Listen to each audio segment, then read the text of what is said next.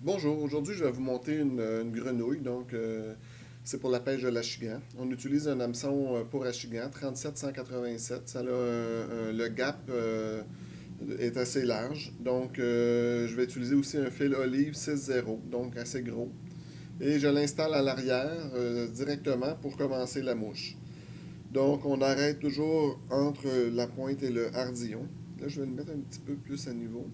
Et on utilise du corps de chevreuil, ça peut être jaune fluo, ça peut être vert. Aujourd'hui, je vais utiliser moutarde, c'est une couleur que j'aime beaucoup. Donc c'est un jaune moins criant, puis j'ai remarqué que ça prenait pas mal d'achigan, c'est une couleur que j'apprécie. Donc c'est important de nettoyer, on prend une pincée, mais c'est important de bien la nettoyer parce que c'est du poil qu'on veut faire tourner sur la hampe de l'hameçon.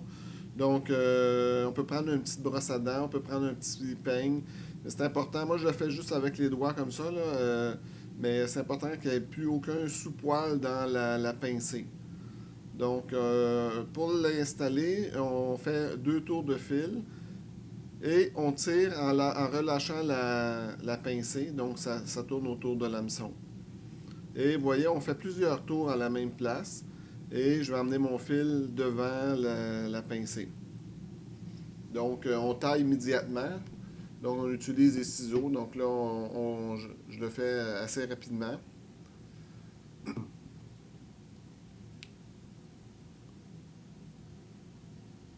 C'est une bouche, je dirais, qui est quasiment aussi bonne que des poppers. Mon dernier montage, j'ai fait un popper pour l'achigan. Là, je récidive encore avec une mouche à achigan. Je vais vous faire quelques modèles que j'aime bien utiliser. On fait un premier taillage, puis on enlève les poils superflus, puis on revient finaliser. Si on veut, on essaie d'avoir une belle sphère, une belle boule.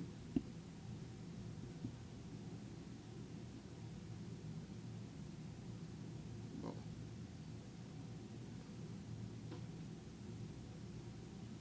Ça s'en vient quand même pas si mal. Quand je vais avoir fini de couper mes poils, je vais repasser mon fil dedans pour y donner vraiment de la solidité. Parce que quand on prend des achigans, on veut quand même que ça soit une mouche solide. Donc, c'est important de bien mettre du fil dans notre pincée. Pour faire les pattes de cette mouche-là, j'utilise un Hackle de couleur vert foncé. J'aurais pu prendre aussi vert pomme ou il y en a d'autres couleurs. Je trouve que le vert foncé fait quand même assez réaliste. Je prends 3 brins puis je fais un nœud. Je fais 2 pattes exactement comme celle-ci.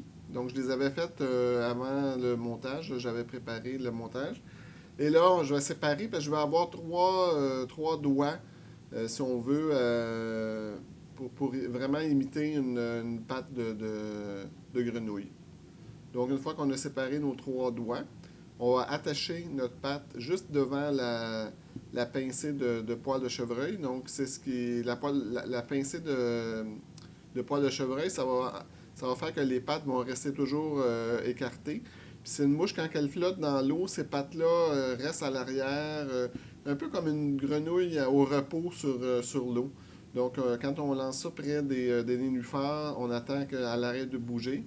C'est sûr que la pincée, le rubber comme ça a beaucoup de mouvement dans l'eau. Mais c'est pas long habituellement quand la mouche elle est arrêtée, que dès qu'on y redonne un petit peu de mouvement, qu'un achigan vient sauter sur la mouche. On répète l'opération de l'autre côté. On installe la patte, la même chose. On sépare nos 3 fibres. On regarde si c'est la même longueur. Moi, je les avais coupés de la même longueur.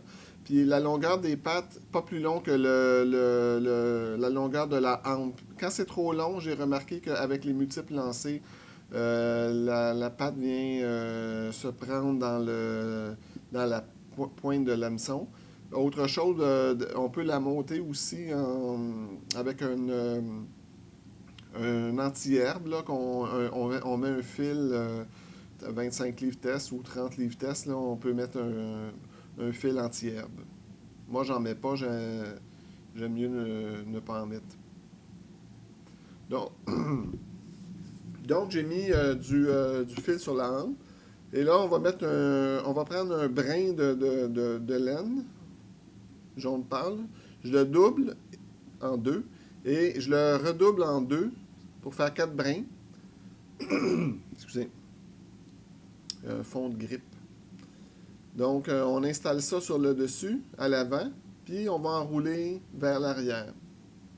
Ça, cette mouche-là, elle a été inventée en 85 par un notaire sur la côte est, dans le Maine, dans le fond, à Portland. C'est c'est un gars qui a pensé cette mouche-là. C'est une mouche quand même qui est simple à faire. Du corps de chevreuil, tout le monde en a. Les pattes de Robert, ça coûte pas vraiment cher. De la laine, ça coûte pas cher. On peut changer les couleurs. Je l'ai utilisé dans d'autres couleurs aussi. Donc, oups, j'ai échappé le brin de laine. C'est pas grave, on va se reprendre. Quand le matériel il était peut-être un petit peu court. Donc, on bloque, puis on va couper l'excédent, on n'a plus besoin.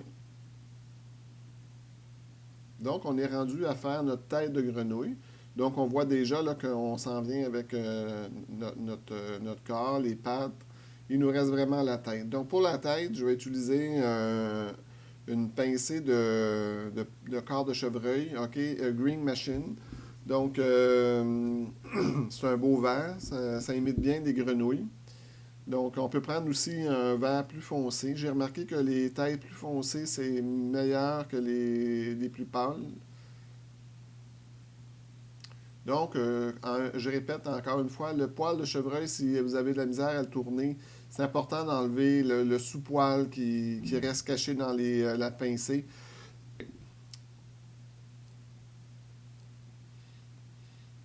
Donc, c'est important d'enlever cette cochonnerie-là. On fait un tour, deux tours, et là, on relâche, puis là, on va tourner autour de la... Oups, c'est descendu en avant de la laine. On va le repousser, ça ne sera pas grave. Comme vous remarquez, je mets plusieurs tours de fil. La chigan, c'est un poisson qui a des dents. Après quelques prises, on ne veut pas que notre mouche soit toute défaite. Donc, je prépare la place. On va mettre une deuxième pincée. Donc,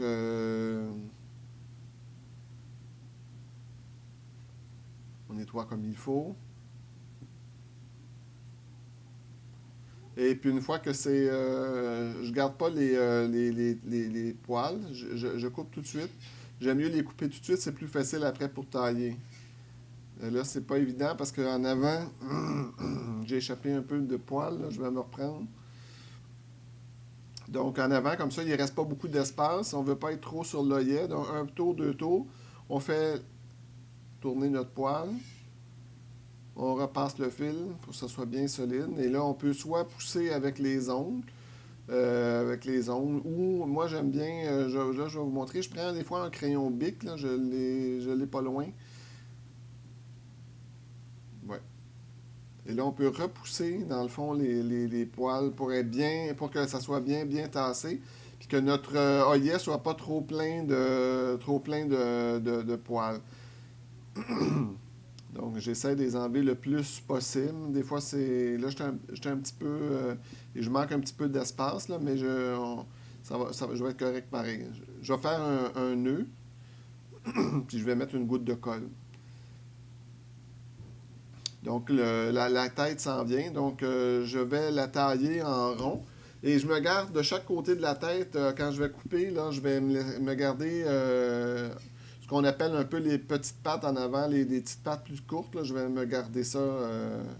Vous allez voir, là, à la fin, je vais vous le montrer. Donc, on taille assez court, comme une tête de modeleur un peu. Puis, on va faire attention pour garder les poils de chaque côté.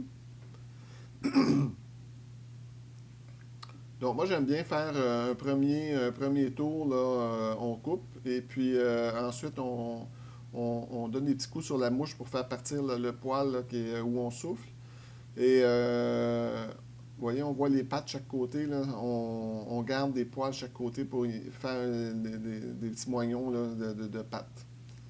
Donc, on finalise comme il faut. Et on va être rendu à l'étape de l'installation des petits yeux. Donc, moi, je mets des yeux jaunes et on peut mettre des yeux blancs aussi. Des petits yeux de poupée, ça coûte pas cher. Encore une fois, c'est vraiment une mouche qui coûte pas cher à monter. C'est des choses qu'on peut trouver un petit peu tout partout. Là. Les yeux, il y en a même chez Walmart. Donc, j'utilise un. Je me suis préparé avec deux cure-dents. J'ai été chercher un petit peu d'époxy, je l'ai mélangé. J'en mets un petit peu, c'est pas nécessaire d'en mettre beaucoup. Je vais mettre mon œil, je vais pousser. L'époxy va rentrer dans le poil et ça va être super solide. J'ai essayé aussi sans les yeux, puis c'est très bon aussi. Les yeux, par contre, ce que ça fait, c'est que ça aide la mouche à flotter. Donc, on recommence l'opération de l'autre côté. On va mettre l'œil et on va avoir notre belle grenouille, pour la pêche à la chican. Voilà. Alors, voici la grenouille terminée. Alors, je vous souhaite un bon montage et je vous souhaite une belle pêche à la chigan.